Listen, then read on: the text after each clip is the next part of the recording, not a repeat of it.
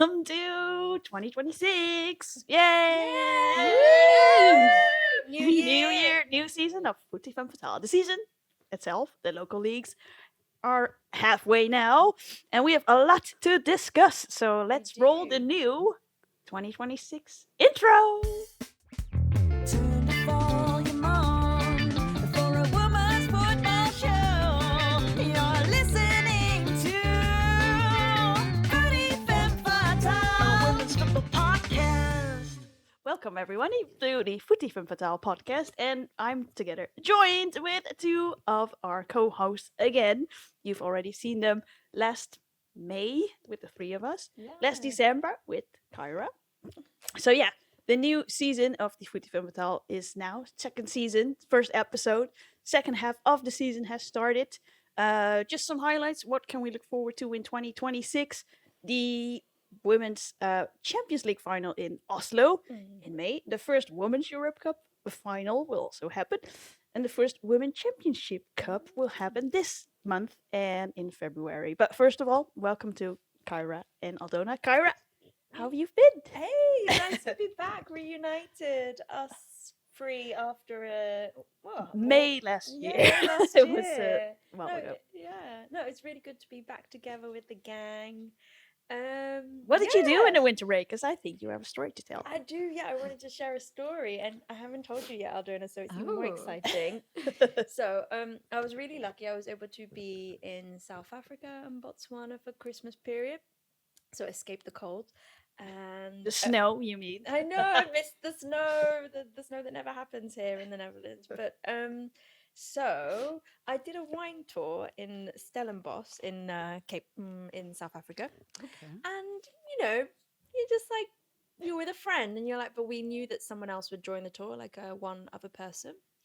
And then we jumped on, and it was a lady, I would say a little bit older, in her 60s. No, maybe she's older than that, 70s. And she's from South Africa. And I always start with anyone I would meet, like, I'll try and wrap this up quick, but it's very exciting. Yeah. Like any drivers or any people, like I always wanted to strike up a conversation and hear. And it was always relate to sport, because sport is huge in South Africa, especially rugby and cricket. Mhm. And then she started explaining how she knows a lot about football, super modest in the beginning. Yeah. And I was like, oh, me too. I got really enthusiastic. And then she said her name, Fran Hilton Smith, and our lady. So her name is Fran Hilton Smith. And We'll insert a picture, right? yeah. You'd definitely get a picture up. So she is like a godmother of South African football. So she's the person that sort of was the Nice. trailblazer in the 70s that sort of made women's football in South Africa by herself, really. So this is 1970s. She's the reason Banyana, which is the South African women's football team, exists. So all the inclusion and diversity efforts, like she's just been at the forefront. And so our driver, her name is Tarin. She was losing it as well, and she's not big into football, but she was like, "Yeah, this woman she changed the face of female sport in South Africa." And I was like, "How is this happening?" Is she like the Michelle Kong of that time? Yeah, we were speaking about Michelle Kung. I would say so, but Yeah. maybe less of the business acumen, more of the football heritage and history and passion for it. And she also, I told her about a podcast. Good. Of Did you give her a course. sticker? And no, I didn't. I straight away was like, we'd love to have you on, because that sounds professional. And I think we would love to have her on. Yeah, Like, we could do sure. one even remotely. And she was just really enthusiastic. She was like, it's great. She found women's European football just advancing so much, and it's just really great to meet someone who from that era, like being right at the beginning of it, and what we see now. And now it's like, what are the chances, right? You just go on holiday and you meet someone like that. So I'm that just was a gonna story. say I don't believe in coincidence. So. Yeah, it was meant to be, right? Yeah. So stay tuned if you want to Yeah, see this fingers exclusive crossed. interview. Yeah, and definitely check out her story, Fran Hilton Smith. She's Okay, been, Fran and like, Hilton Smith. yeah, we'd never heard of her, but she's done a lot of work. Amazing. Yeah. So that was your winter break. That was, yeah. Well, we had an actual winter break, meaning there was a lot of snow. Aldona, welcome back to the podcast. Thank you. Any exciting Well, maybe you should show your wrist to everyone. I'm still recovering, yes. Aw. But Nothing happy to be serious. here. Oh, Nothing it's if that's serious, semi-serious. Let's say semi-serious. Yeah. So you can't work, but you can talk. So you're on this, So she's here. so you're on this podcast. And we're calling it a sports injury for the record. Yeah, guys. exactly. We'll stay mysterious. We don't know how this happened. It's not an It's a ACL. story for another podcast. Nice, nice, very nice. Amazing. All right, so let's go through all of our amazing segments. They're back Yeah. again in 2026 with new bumpers and new leaders and all of that jazz. So let's go to The Flag Is Up. Diversity, equity, inclusion, revolution, queer community, and feminist. This is when the flag is up. All right, Yeah, so the flag is up. the flag is up, Tammy. and now you've heard in the intro that this is where we talk about diversity, equity, and inclusion, and everything that's on side, meaning positive or negative, offside. So, what are we talking about? So, first of all, the FA Cup in the UK, or is it England? I think it's just England. Isn't Yeah, it? just England. Just yeah. England. Yeah. They just had I don't know which round it was, but there was some controversy because the fourth round, that Yeah, was it. fourth, yeah. Chelsea versus Crystal Palace was not broadcasted anywhere, and Chelsea is a huge club. Where's Mhm. your shirt? Yeah, I know. Sorry, yes, it's a huge club. And it was not broadcasted on TV or streaming, so that's definitely offside. This so is it negative. literally went out to no one, if I understand Exactly. correctly. Yeah. Yeah. Wild, because it's probably the biggest football tournament in England after the Premier League, the WSL. Sorry. Yeah. Yeah. So that's crazy, Tammy. Yeah. So that was Controversial. And again, do will we not know happen. the reasons? Broadcast money. Probably One money. of those. Yeah. Yeah. And then speaking of the FA Cup, so there was one match from AFC Bournemouth. Is that how you Yeah, say it? Bournemouth. Yeah. Bournemouth, of course, was not allowed to play on the pitch despite an 11-day gap to the next men's game. So their big stadium, they obviously wanted to play. So they were playing against. I have not written it down, but it was a big club. Yeah, yeah. And then they were not allowed to play on the pitch, even though there was an 11-day gap. So normally, Yeah. if you're a footballer, Yeah. if there's another match upcoming, The grass has got. yeah, the grass needs to ground. recover and ground. blah blah. Mm. But this is 11 days, which is plenty of time for the Yeah. grass to Yeah. recover. Yeah, that sounds like a big excuse. Yeah. Alarm bells. But then, do you know what happened in the end? They had to play after. They the played 11 at a days. different, a smaller, And are there any rumors what the reason was? And just, yeah. How do you say politically correct answers? Yeah. It's No. because of the pitch, but it's Yeah. not. But we all also know. what- the prioritization of the Exactly. the males game. Yeah. Anyway, that was definitely offside. Very offside.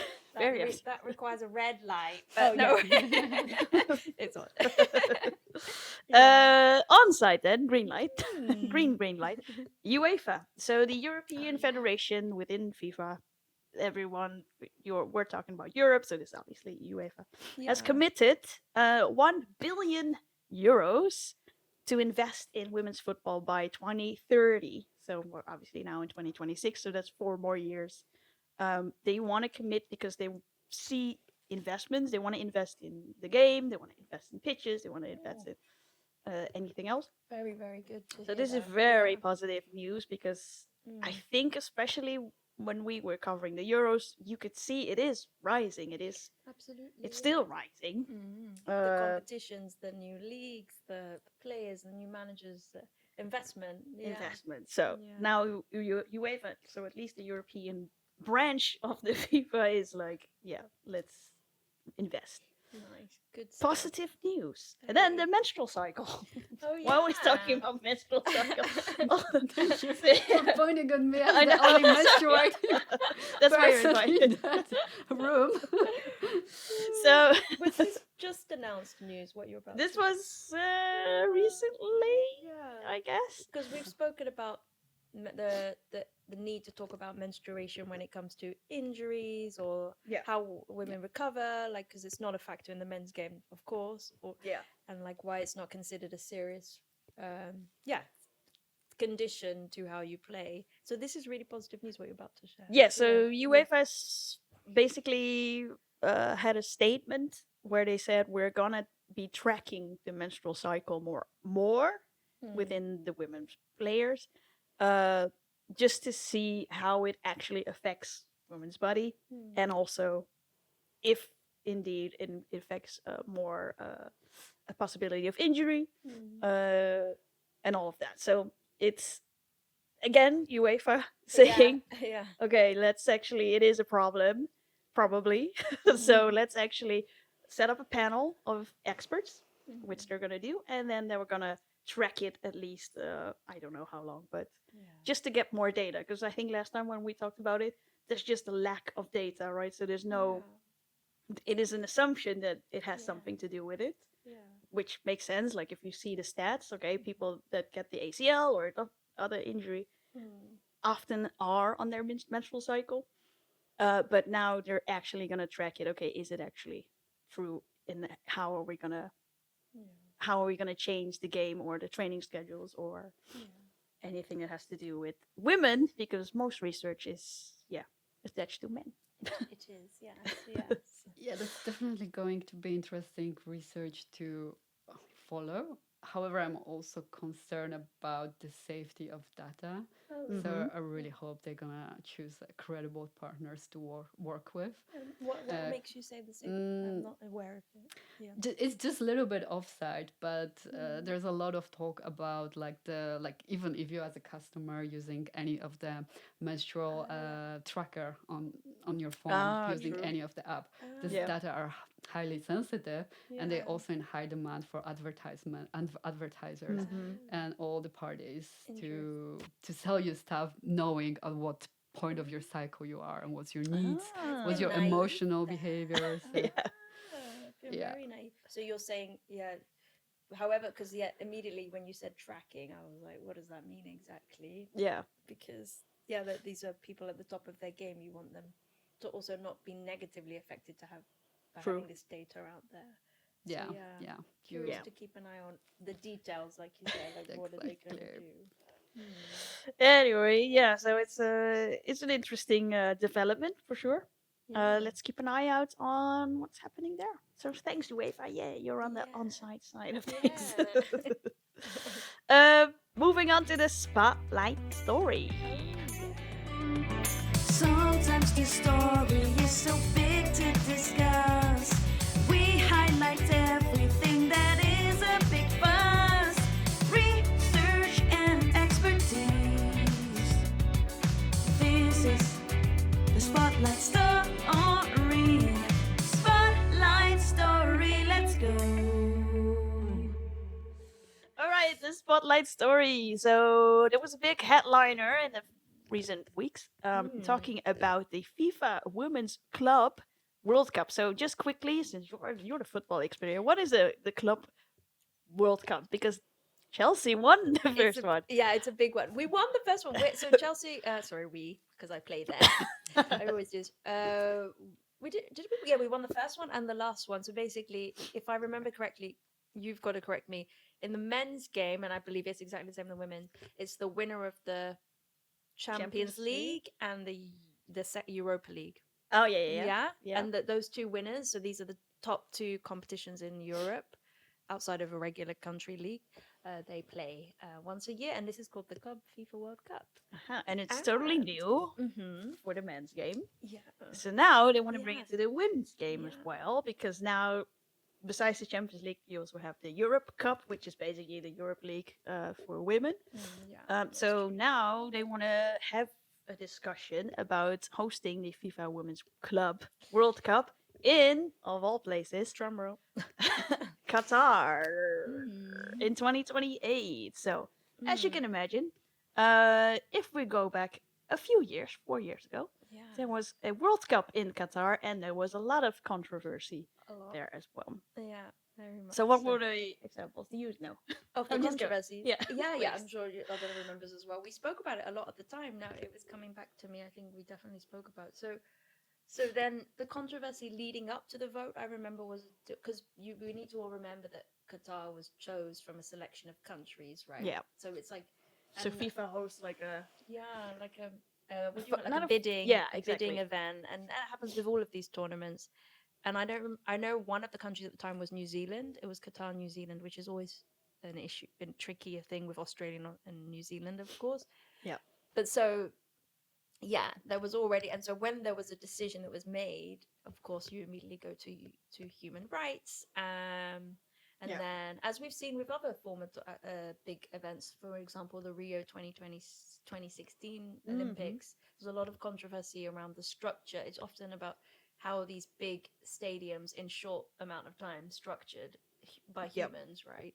And maybe, yeah, Aldona, you know, or you remember a bit more like this sort of the conditions and the The people, human the rights human rights. in Yeah, Qatar. Yeah, I yeah. think, yeah, one of the things that sparked a lot of controversy was, I think, this investigation run by The Guardian at that time that I remember. Yeah. estimated the number of workers that amount to a few thousands that died during those construction Yeah. work, and that was, Yeah, I yeah, remember. and it was Yeah. both, like it was due to the conditions they live with, also the work conditions, the heat, The heat. Yeah. and also how those cases were not explained, or sometimes even marked as suicide, or Yeah. yeah, not really like an injury during the work time.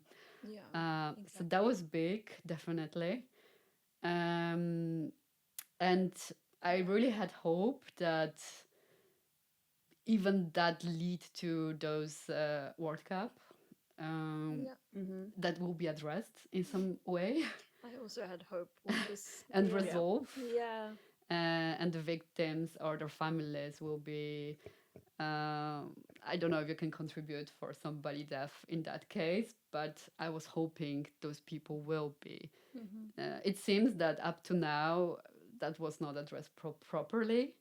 I remember that FIFA did some kind of fund, but they didn't really give the money to the people that The were workers. like subjected to wage theft, or like, yeah, to the family of the people that yeah, that died on the Yeah. constructions, Yeah. but Yeah. they just give it to like non-profit organizations to support the work further. Yeah, from the law perspective, I think there was also a lot of talk about this. I don't know if you remember something, that there was like a law that was changed, like because that, I think Qatar have a lot of migrant workers, and I Yeah. think we are all Yeah. Yeah. Yeah. kind of familiar with this. Yeah. And the law was quite extreme. You need to have permission of your employer to leave the country. They changed that before the World Cup. It does ring a bell. But didn't you, so the law changed for the countries that were sending For over. the employees, that Yeah. theoretically they could leave the country without the employer permission to leave the country. Okay. Yeah. However, from a lot of stories circulating, they kind of still need a permission to leave the job. Like they need a signature on the paper stating that they're resigning, which, to be honest, that was also hard to get. So the law didn't change that much, and It was also just a shady temporary law change. yeah, Right? and yeah, exactly as you're Yeah. saying, Again. because I think in 2024 they were just talking about bringing back that law, especially for domestic workers. Right. There So we go. it's yeah, for me it's a little bit like I think it's like modern slavery. Yeah. it is yeah, it's a Absolutely. modern slavery. Absolutely. And Yeah. then like the idea, as we were saying, Aldona, it was before and it was after, and nothing changed. Yeah, Yeah. or just change yeah. for the show to say to like, Yeah. because there was some pressure before the games. Yeah. So there were A lot. some smaller changes made to show to make I think Qatar look good. Yeah.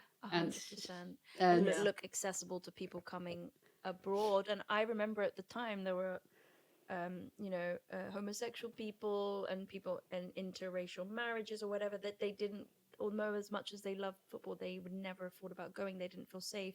But I Yeah. did feel like in some of those press interviews, they would really try to media, let's say, and I'm talking European media as well, show that it's safe. You can come. Just change the narrative to Yeah, especially during the tournament. I saw that a lot. There was Mm. also a lot of, I think, interviews with women supporters coming to Qatar and showing their side of the stories, that they feel Yeah. very safe in the country. Yeah, these That- influencers that were hired by the yeah. government. Oh Yeah. of course.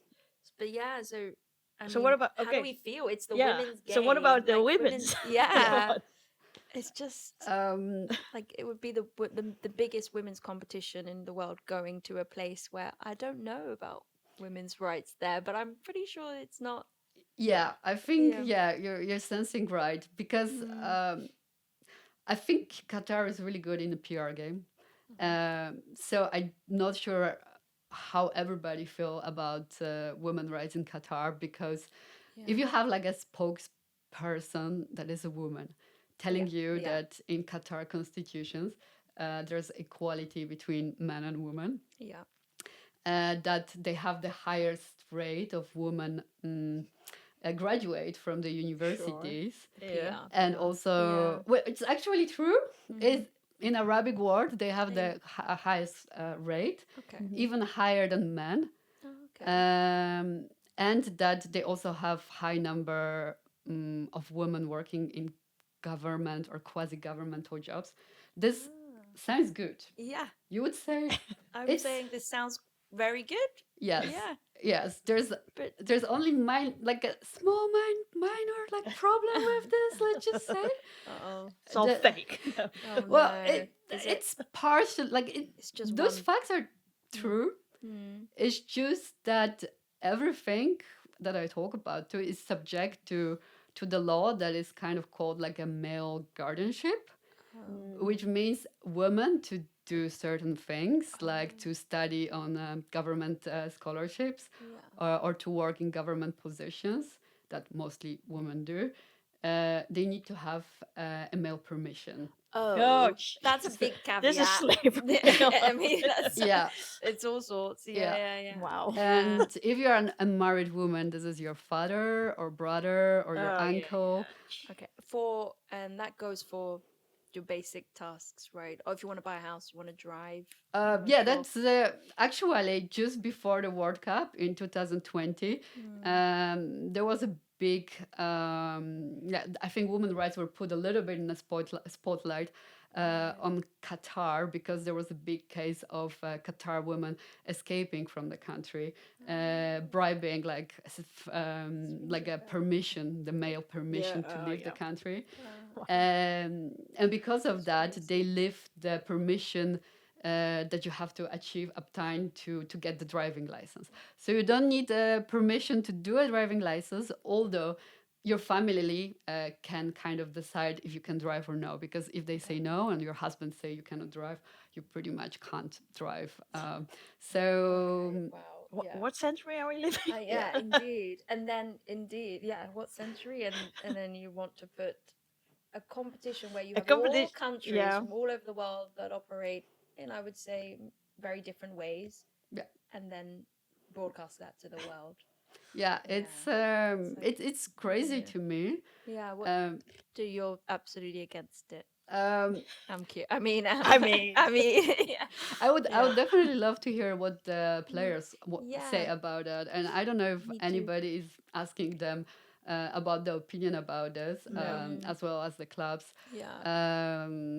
However, I also think what would be very important to mention that the big talk during the 2022 Cup was about male migrant workers that are building the stadiums. Oh, true. They already have the infrastructure. Of course, they have to maintain it. Yeah. Sure. Offside, they kind of promised to deconstruct it because of the environmental factors. They never did deconstruct those still stadiums, standing. even the not the temporary ones. So it's like they awaiting something to happen there. Okay, the key is there. But I think the focus, while Qatar is competing for a women cup, should be on female migrant workers, Yeah. because this is mostly a domestic help, and domestic help have even less rights that you Yeah. would call like privilege. Group of Qatar women that maybe enjoy some of the rights because of more liberal families that maybe allow them to do certain stuff. Yeah. But we're also talking here about a big group of women that have no privileges at all. That working, there are stories of them working 18 hours a day, they pretty much available 24/7. They getting their passports confiscated. Yeah. They cannot leave the countries. They also having problems with getting their wages paid, which is already very low wages because And it's then like it's not getting $260 per month. So yeah, I think we should also put attention on that and talk a little bit more about what's happening in Qatar before we will give such a big event related to women Yeah. to this Indeed. country. Yeah. But I also want to ask you because I do feel that maybe women football is even more connected to like a queer communities' rights, to women rights in general. Like, Yeah. how do you feel like supporters of women football would feel about I that? mean, Yeah. What do you think, Tammy? I don't. I mean, yeah. so the weird thing to me, especially, is because there's so many. Speaking for the queer community here, obviously there's a lot of out players Yeah. in Europe, A lot, in yeah. America, wherever. Yeah. But then same sex is illegal Yes, in it's illegal. Qatar. Yeah. So why would you It doesn't. bring those players in when you know they wear the rainbow captain bands and they are out and they have girlfriends on the pitch or Exactly. not? They'll be on the Like- pitch. The family will be in there. Maybe have babies. Yeah. You know, they'll have their whole Yeah. life out there. So it just sounds so weird to me. It doesn't Yeah. match at all. Like it's Yeah. very out of the blue, and we all know Yeah. why it would be there Yeah. because of money. Yeah. But then again, like if same sex is illegal there, so you have all these gay players on the pitch. Who is gonna watch that in Qatar? Which men are gonna be like, oh, let's Yeah. look at them and watch them play? Because you're not Yeah. doing it for the local economy there. No. Because No. they're not gonna come to the stadium because they don't like Yeah. gay people. But this is we're opening up a very interesting point here. I think everyone knows now. It's very well known that the women's football game has statistically high open homosexual couples. Like it's just accepted, and like you said, it's almost encouraged it more, which is great. But in the men's game, that doesn't exist at all. Yeah. And so I think if we're going to compare the Qatar 2022 with if this happens with the Qatar Women's World Cup, it's going to be totally different in that scale. We're bringing in sexuality here as well. So that might be the thing that sways it against, to be honest. That's a big... Because I don't think it's going to be the sport and it's not going to be the money. Because even the players, they should stand up and be like, well, I cannot be myself in that country, so why would I be there and play a tournament? But then it's the ultimate question. You ask athletes to put their ambitions, the biggest tournament they'll ever play, on hold because FIFA have decided, our favorite FIFA, that they want to put it in Qatar, and that's when they're placed with the question, and that's when you had players at 2022. In the end, they wanted to play, and the German team and other teams protested, but they will always turn up, I think. Yeah.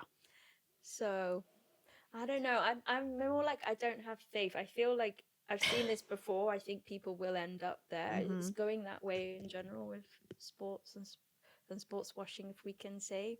Yeah. It's just becoming normalized, you know. Yeah. Do you also think, because I read somewhere that before Qatar 2022, the Qatar kind of established a women football team? I remember that. Yeah. That was, like a pop-up. Yeah, like because they not in Out the of the blue. statistics, they're not playing, right? They're And we were all supposed to go, Yeah. yay. I mean, Yay! I think that comments the situation the best. That it's kind of like a facade, like A show, It's a show, it's a an show. exhibition.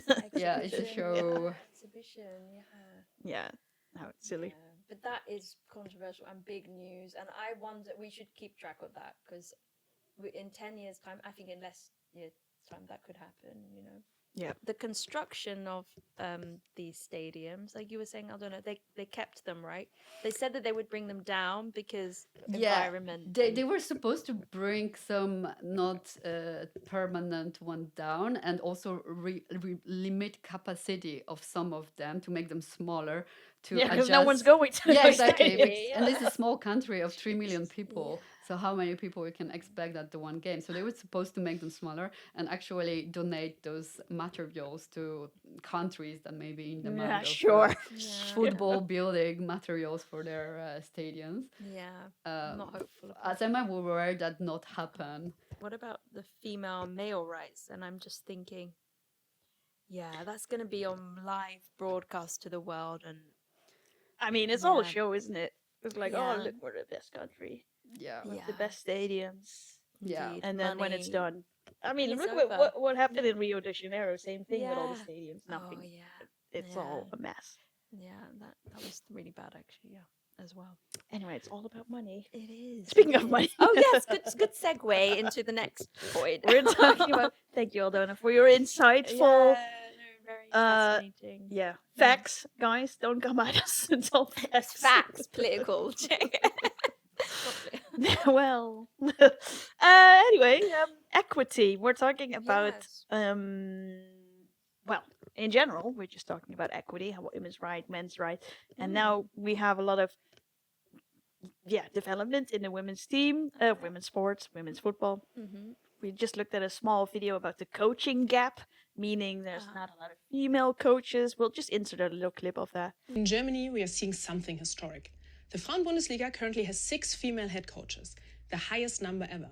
In a 14-team league, that's around 40%. If we look at other major leagues, the stories are very different though. In leagues like the WSL and the NWSL, female head coaches are still a minority, but the numbers are relatively higher, sitting roughly in the 1/3 range. Now there are other top leagues like Spain, where only 2 teams in the top division are coached by women. In Italy, there's just 1, and in France, even with some progress, female head coaches still make up only a quarter of the league. So why is that? It's not a lack of qualified women. In Germany alone, the number of licensed female coaches has risen sharply in recent years. The talent pool does exist. What's missing is what happens around the job. As Casey Stoney has pointed out, the difference often lies in structure. Leagues like the WSL, coaches have access to associations, mentoring networks, and support around contracts and career progression. In other systems, that framework simply does not exist. Yeah.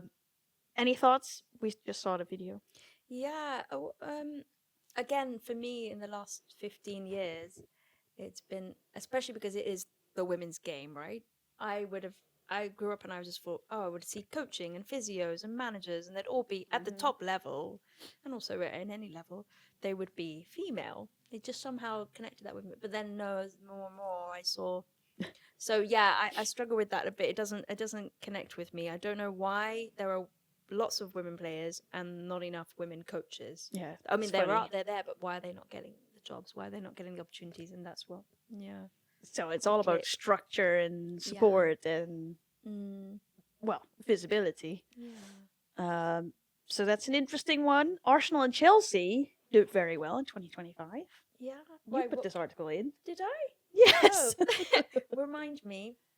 They are the richest earning like cla- that. Sorry, I thought you meant managers. Yes. So, No. so over the years, however long we've been doing the podcast, not been years, but I feel like it's been years. It's been years. I always highlight Chelsea are the most expensive or most financially successful club in terms of what they bring in, but they've been pushed off the leaderboard by by Arsenal. Painful to say. North But- London. Yeah, North London, no, Arsenal, but they I don't remember the amount, but they are now the number 1 most expensive club in Europe. Wow. I think in maybe not the world, maybe Europe, because America does it differently. Yeah, that's different. But yeah, that's so we're really seeing money is flowing. flowing. Money is flowing, and Well, they won the Champions League, so yeah, where the big winners go, the money leads you Yeah, to, exactly. right? Yeah, I mean it's good to see, but I always feel a bit alarmed when, because you know what it leads to. It leads maybe to unfairness somewhere else, right? teams yeah. are the gap between the teams at the bottom where they don't. have Speaking that. of unfairness, Oh gosh, yeah. What? Tell me. Trinity Rodman. Oh, what Just kidding. Nepo? Oh, sorry. No. Take that out. So we Oh just yes, go we on. literally just saw the news today that Yes. Trinity Rodman is going to be the most paid. Yeah, highest paid footballer. Breaking news, guys. Breaking It just news. revealed today. You might recognize the surname. Rodman. Dennis, insert picture, or maybe not. Maybe just We all Trinity. know Dennis Okay. Rodman. Yeah. Daughter of Dennis Rodman. So she is reported by her agent to earn $2 million. Yeah, including or excluding bonuses. I mean, does it matter at that point? Yeah, exactly. Per year, which is funny because there is a cap, Oh, yeah. team's cap, which was 3.5 million per Yeah. team. Which Which means means someone did The math rest quick. of the team is earning $1.5 million. Yeah, and that What? that I think is a concern, right? We think. Yeah, I mean, I definitely like to see women earn that much. Yeah. Me too. It's, yeah. It's just what like Makes no sense. like this. why- Yeah. I can imagine probably the cap is put there for some good reason, but Sure, when we're changing the rules of the game, we also need to make it more, I think, fitting the reality. I don't know how Equity, it works yeah. in men's football. That's so interesting that you just said that. I suddenly thought it did once exist that way. There were one or two players in the men's game that were the highest earners, but this was maybe 20, 30 I was just years going to ago. say, how long ago? It's a was while this? ago. Yeah. It's funny, I totally forgot that. So maybe this is, I don't know if it's a copy and paste progression method, like that you say maybe there's reasons. Yeah, you it want could it to push it balance forward out. to say, well, this person is earning, so we should have more money because we want Naomi Gurma or whoever. Yeah, she's on the back. All right. Yeah, Interesting development there. 23 years old, the future's bright. Yeah. So Washington Spirit, she already was there, so she's not transferring. So she just re-signed a new contract, which was also owned by Oh, this Michelle Kang. Michelle Kang, yeah. So that's where the money is, basically. That was it for our spotlight story, and it talks about Qatar in our equity, which means we move on to one of our final segments, the off-pitch antics. Stayed in lately. Who had a baby? More than players. Where's all the drama with all the karma? What's happening off the pitch? The off-pitch antics. Here we go. It's been a steamy. No, maybe we don't want to say that. It's been a steamy few months. Winter break. Winter break, yeah. We've got some off-pitch antics. I things mean, have been last happening. year when we did this, I think Lindsay Horan got married in the winter break. Oh yeah, yeah. But now we've seen a lot of marriages in the off-pitch antics, so we're talking about. Basically, this is our gossip little 10 minutes of gossip. And there's a lot. There's a lot. So there's some couples that were sort of semi-official, Instagram official, confirmed sort of type of thing. Investigative journalism was This done. is this is just me scrolling through my Instagram. But yeah, Leah Walti, sorry, Mariona Caldente were obviously were confirmed. Lucy Bronze and Ona Batye were also sort of confirmed. Wait, Lucy Bronze, did you say? Oh, I Yeah, thought that yeah, she yeah. was dating. Oh, okay. Kira Okay. Walsh. Yeah. That was long Oh, time. yeah, fair enough. I'm in the past. Then Very there was a lot of nice. weddings. The Oh. legend Marta from Brazil was married.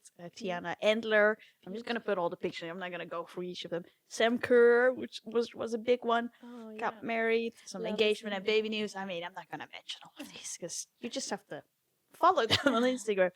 And then one other off-pitch antic, Alexia Putellas, the Barcelona/Spain midfielder, is gonna have her own movie Oh, in yeah. 2027. Tell us more. Is it like an autobiography? So yeah, Lovely. it's about a girl who wants to break through in football, Oh, but obviously has all these storytelling. challenges. Yeah, Wow. so it's gonna be autobiographic, Very nice. a biopic. Mm. But yeah, I'm excited to see it. Yeah, me too. What a career she's had and is still having. It's still having, Yeah. still active. Yeah. Very good. Or any other off-pitch antics I forgot about? I don't think Aldona is the so. expert here. I don't think I so. mean, I'm actually pretty disappointed that you run this wedding and baby I mean, section. it's So quick. I know. right? Yeah, Yeah, exactly. that's what a podcast is all Spill some about. tea, Tammy. Yes, Spill And some there's tea. no tea. teeth in I will say, if I may say, maybe it's said in previous episodes, Tell me. it's just nice that there is lots Love. of relationships. I mean, Yeah, exactly. like in the league of, because okay, we know that romances happen in the office. This is the equivalent, right? Exactly. But I just like that it's not secretive. Like I feel like it can be, and this is more normalized, and it's just I don't know. Maybe that's just. I mean, me. yeah, yeah. I obviously rushed through it because there's just a There's lot a of lot. couples. But we should Yeah. not take it for granted because, let's be honest, most of them are gay couples. Yeah. And do we see the men gay couples doing this? Not Nope. at all. Not at all. In 2026, we don't hear it. Ever. Yeah. Yeah. So yeah, that's why I do want to mention it, but That's you why know, it's important. it's yeah. normalized We there. celebrate it. Yeah. And no baby news. I feel like There was a lot of baby news There was last year. baby news in the sense of someone was pregnant, Oh, but not okay. not. no Yeah. babies popping out. I don't think. I mean, we'll probably hear about it soon. Exactly. If there's any. In the next podcast, we'll Yeah. have more baby news. But yeah, that was it for the off-pitch antics, which is our last segment is coming up. All right, coming up. So it's January now, the end of January. So what's next in January and February? So what can we look forward to after you finish this podcast, basically? What is in the news of football? The FIFA Women's Champions Cup. Yes. That Can is I say new. one thing about this? Yes. So Fran, who I mentioned at the top, I'm saying first name like she's a friend. Fran, she mentioned that she helped sort of was an ambassador for this tournament. She Really? was championing it towards the beginning because they had to bid like for all these tournaments. Yeah. And so she's a real ambassador for it, and she's gonna be there. And remind me where it's. It's at the Wembley Stadium. Oh my god! I know. okey-dokey. Yeah, so it's a big deal, and it's February, end of February. Yeah, so 28th of February and So cool. oh, sorry, of January and the 1st of February. So I Coming think up. 1st of February is the final and the 28th is the semi-finals. So it's Nice. basically, in a nutshell, Yeah. all of the Champions League winners from all of the Oh, wow. continents. Yeah. So you in the UEFA, you have obviously Arsenal that won, And then you list the rest. and then the rest I don't know for sure. I know there's a South African team and an American team. American Yeah, and then that's- Asian. Yeah, think. and it should be right. Yeah, there's four. Mm-hmm. But anyway, so That's gonna be yes. fun though to see all these countries, different levels, different leagues Different that we don't- style of Yeah, football for sure. That's cool. So yeah, they're competing for the first ever Women's Champions Cup. Yeah, looking forward to see that. Nice. Which is the end of this month. Then later in February, if I'm right, the Champions League will commence again. So the round of 16 will happen with home and away games. So 11th and the 12th of Feb for the home games or away games. I don't know how you call it. The first leg, sorry, yeah, that's the it. first legs, And the yeah. second leg, 18th and 19th of Feb. Very good. So that's it. Yeah. That's all I have on my list. Spring is springing. Spring Think is you need to spring. get out of winter. Get in Yes, there. please, no winter break Yeah. anymore. We're back at We're it. back, yeah. It's been great reuniting. I feel like Yeah. the gang is back together. We're all wearing the same. It's where it all began. The first time we wore it was together as well. Full circle. Amazing. Well, thank you both for joining. As always, Aldona, thank you. Tammy. Thank All right, you. thank you. Aldona. If you have any topics, if you want to follow us, please give us a like and subscribe on Instagram and YouTube at Footie Femme Fatale. On Instagram, you see weekly updates from me. That was my New Year's resolution about all of the local leagues. And yeah, share with your friends if you want to. If you want to talk about football, we're here for you. Yeah. Any final remarks? We'll be back together not too long next time, right? Yeah. Thank you, girls. Aw, thanks. Thanks, everyone. See you. Stay calm. Bye. Bye. Doei. Do it.